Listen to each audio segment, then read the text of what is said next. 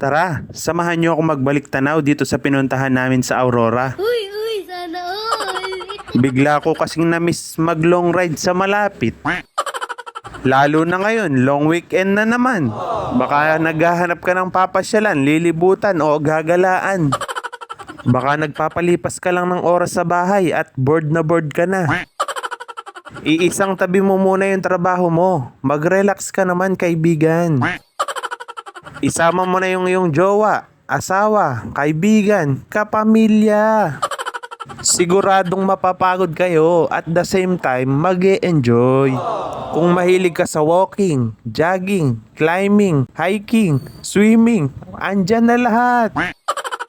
Bali yan lang pala yung nabidyohan ko dahil nung papunta kami dyan, ako yung nagmamaneho ng motor. Di ko tuloy nabidyohan yung magagandang view at scenery.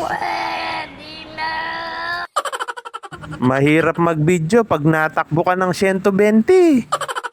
Kung tiga-Arayat, Pampanga ka, bali inabot kami ng 6 na oras sa biyahe. Kasama ko pala yung mga tito ko dyan at isa kong pinsan. Uy, sana all. Pagpasensyahan nyo na yung video ko dyan, medyo maalog. Wala pa kasi tayong GoPro na may stabilizer. Kaya tsaga-tsaga muna sa mga video natin ha. Iniingatan ko din kasi yung cellphone ko habang nagbibideo. Baka mamaya mag-dive sa tubig. Wala pa tayong pamalit ng bago.